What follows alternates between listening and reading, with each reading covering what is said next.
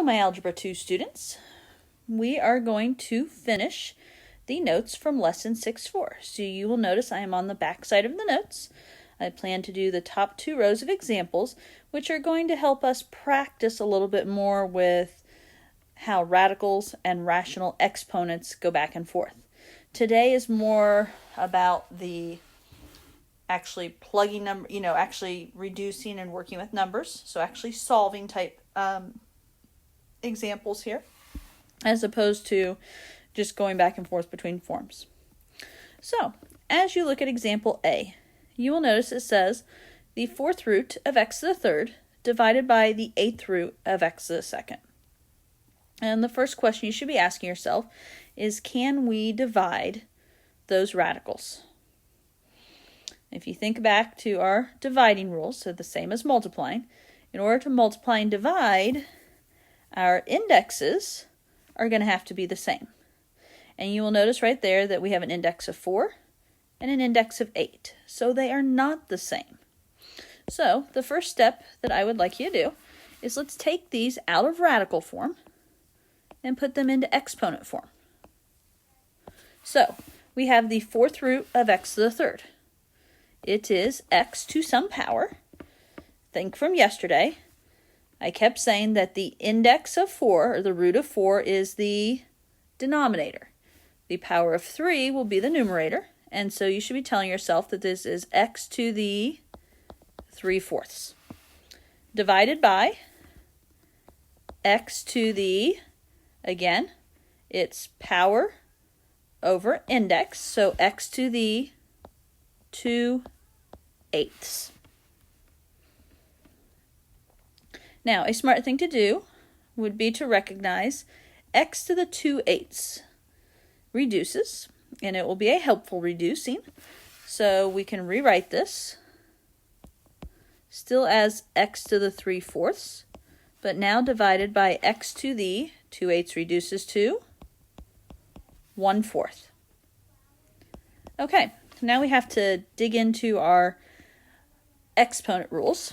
And when you are dividing and the bases are the same, so notice they both have a base of x, what do we do with those powers? Division says we keep the base the same and we subtract the exponents. So we're going to do x to the 3/4 minus 1/4 because we are subtracting the exponents. What is 3/4 minus 1/4? And 3 minus 1 is 2. Keep the denominator. X to the 2/4. We know 2/4 will reduce, and we talked yesterday, you always reduce when possible. So x to the 2/4 becomes x to the 1/2. And we have a much simpler problem now. Now, based on the fact that this problem was originally in radicals, we're going to take our final answer back to radicals, is what you can most likely expect. The other thing I would say is pay attention to what MathXL is asking you. So if we do this, x to the 1/2, put it under the radical. We're going to have radical x. This is a square root of x to the 1st. So it's the square root of x to the 1st. However, keep in mind, you definitely don't need the 1. And the square root, remember technically, you don't need the little 2 there. And so you can just write your final answer as the square root of x.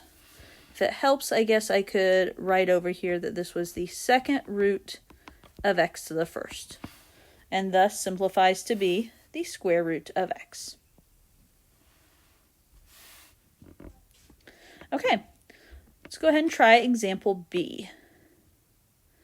And if you look at example B, we have the square root of 3 times the 4th root of 3 squared. The previous question was, can we divide them? This question is, can I multiply them? And for the same reason, remember that we cannot multiply. We have a 4th root, and then it's not written in here, but a square root. So, like the previous problem, I would encourage you to get out of radical form since they're not the same, and let's go to exponent form. So the square root of 3 can be rewritten as 3 to some power. Square root of 3, remember the index of 2 is your denominator. So 3 to the 1/2 times the 4th root of 3 squared. Remember, index of 4 is your denominator. Numerator is the power of 2, so this is 3 to the 2/4. However, what do we know about 2/4? 2/4 will reduce to 1/2. So 3 to the 1/2 times 3 to the 1/2. Okay. Bases are the same. They're both 3's. How do we multiply when the bases are the same? And if you think carefully, you keep the base and this time it's multiplying, so we're going to add the exponents.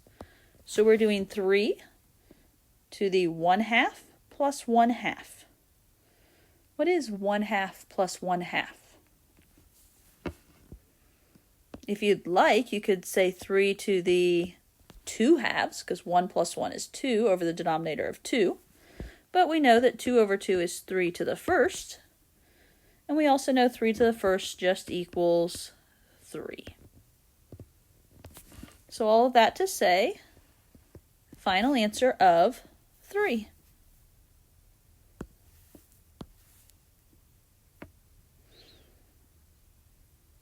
Example C will take us back to division. We have the square root of x to the 3rd divided by the cube root of x squared. Again, can we divide these as radicals? And unfortunately we cannot, because one is a square root and the other is a cube root. So, like the previous two problems, we're going to take them to exponent form. On top, the square root of x to the 3rd is going to be x to the, keep in mind, it's either going to be 2 over 3 or 3 over 2. 2 has to be the denominator, so it's going to be 3 over 2. Divided by x to the, this one's going to be 2 over 3, because our 3 is the denominator. How do we divide when exponents are involved and the base is the same? Keep the base of x and subtract the exponents. So we're going to be doing x to the 3/2 minus 2/3. What has to be true to subtract a pair of fractions? In order to subtract fractions, they have to have the same denominator. So we're going to change this. 3/2 and 2/3. Denominators of 2 and 3 can both become 6 in the denominator. 2 times 3 is 6 in the first one, so on top 3 times 3 is 9. In the second one, 3 times 2 is 6, so on top 2 times 2 is 4. 9/6 minus 4/6. Keep the 6 the same, and 9 minus 4 is 5. So we have an answer of x to the 5/6. Again, my problem started in radicals, so I tend to go back to radicals. Denominator is 6, so a 6th root of x to the 5th. And again, this is where you will have to definitely watch Math Excel to see what they want. If they want a radical or if they want a rational exponent. One more in this top row, and that is example D. The square root of 7 times the cube root of 7. Now, again, cannot multiply. We have a square root and a cube root. So, as like our previous problems, let's change them to fraction form or exponent form. So square root of 7 is going to be 7 to the 1/2, because denominator is 2, times the cube root of 7 is 7 to the 1/3, because the denominator is 3. In order to multiply, keep the base the same, and add the exponents. So 1/2 plus 1/3. In order to add 1/2 and 1/3, you need a common denominator. And 2 and 3 both go into 6. 2 times 3 is 6, so 1 times 3 is 3. 3 times 2 is 6, so 1 times 2 is 2. 3/6 plus 2/6 is going to be 7 to the 5/6. If we go back to radical form, 7 to the 5/6, this is going to be the 6th root, because that's the denominator, of 7 to the 5th. Now, here's where I will say, depends on what MathXL wants. I'm not sure they would accept it in this form, honestly. And what is wrong with this form? And maybe I shouldn't use the word wrong, but notice my others that were under square root signs were x's. We can't do anything with variables. However, 7 to the 5th could technically be multiplied out. So an equivalent answer here would be to keep it under the 6th root, but multiply out 7 to the 5th. And you could use your calculator to do that. You multiply 7 to the 5th. I believe it's 16,807. And so that is an equivalent answer as well. Again, my recommendation is going to be pay attention to what MathXL is asking and watch for their cues. Okay, so that is going about combining these radical expressions when they are not the same root, ways we can work around that using our exponents. The other type we're going to look at today is more about simplifying the numbers, simplifying the expressions, I should say. These are all number bases that can simplify to be cleaner numbers, I should say. So, looking at example 4a. 16 to the negative 0.25. Well, do we do anything with decimal exponents? And no. The first thing you need to start off doing is changing negative 0.25 to a fraction. Read properly, you can think of this as negative 25/100ths. However, even better than negative 25/100ths, what is 25/100ths reduced to? And that would be negative 1/4. So you can also think of this as 16 to the negative 1/4, which, to be honest, some of you probably went there already. Okay, I'm hoping you guys can answer this on your own. What do I do with that negative exponent? Because my job is to go until I can no longer simplify. To get rid of a negative exponent, you move it to the denominator. So 16 to the negative 1/4 becomes 1 over 16 to the positive 1/4. Okay? We don't know really the value of 16 to the 1/4. Think in terms of radicals now. What does a 1/4 power mean in terms of radicals? So if I put my 16 under the radical, the denominator of 4 says the 4th root of 16. So hopefully you see where this is going. We have 1 over the 4th root of 16. If you check out your blue paper, the very top of your 4th root column is 4th root of 16, which means that equals 2, for a final answer of 1 over 2, or in other words, 1/2.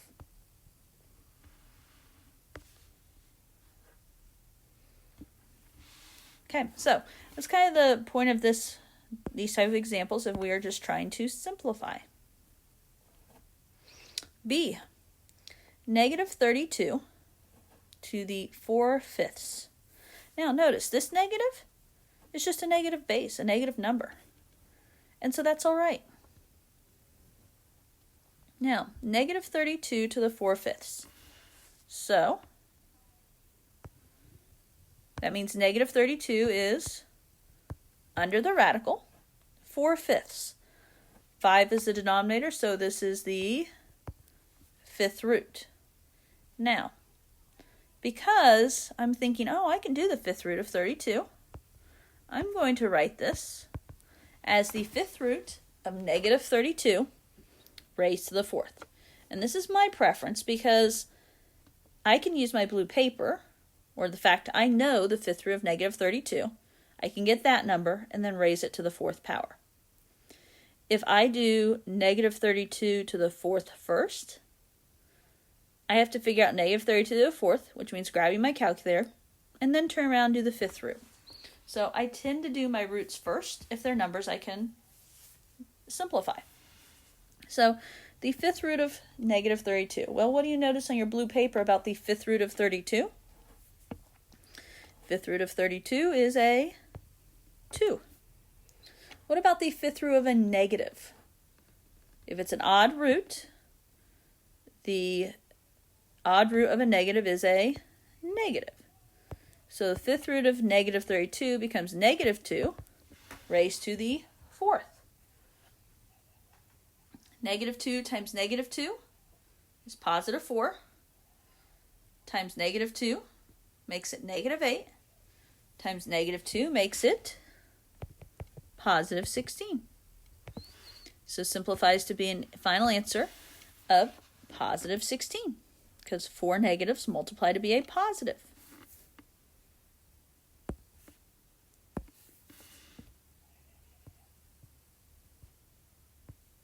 As we go into example C, I just kind of made a little boulder on the example there.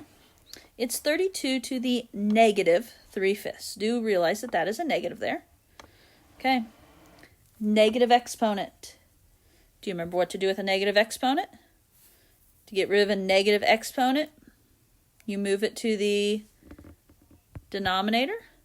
So this is going to become 1 over 32 to the 3/5. If we do 1 over 32 to the 3/5, well, I don't know 32 to the 3/5 off the top of my head, so let's talk radicals. 1 over some kind of radical of 32. Denominator is 5, so it's going to be the 5th root of 32 to the 3. Now, I'm writing it a little more flexible this time. You can choose. You can do the 5th root of 32 and then raise it to the 3rd, or 32 to the 3rd and then the 5th root. I love it when I can do a problem and not have to pick my calculator up. It's probably the nerdy math teacher in me, but it still works. 5th root of 32. You have your blue paper there as a guide. 5th root of 32 is 2. So now I can do 1 over 2 to the 3rd. 2 times 2 is 4, times 2 is 8, and so this becomes 1 over 8.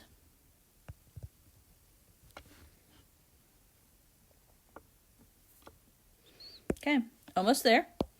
Home stretch. See if you can get a little bit ahead of me on D and see, or pause the video maybe and try D if you want. See if you can get it. 16 to the 3/4.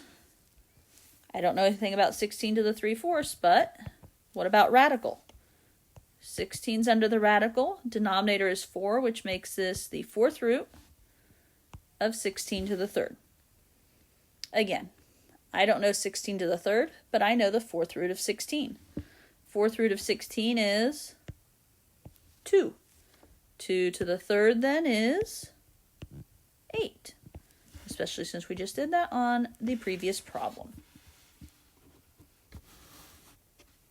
And we have one last problem, and that is 9 to the negative 3.5.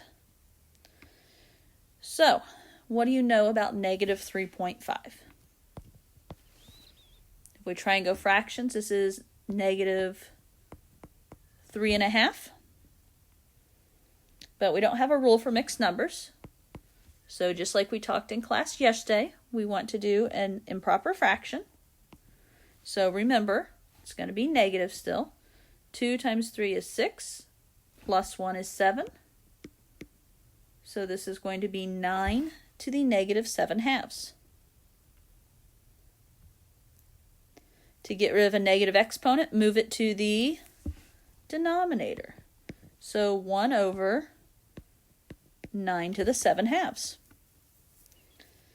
Now that we have it in the denominator, we can turn it to a radical and do some math.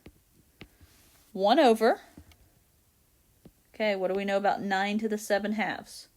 It is the square root of 9 to the 7th. Now, I personally am going to do the square root of 9 and then the 7th, because again, I know the square root. Square root of 9 is 3.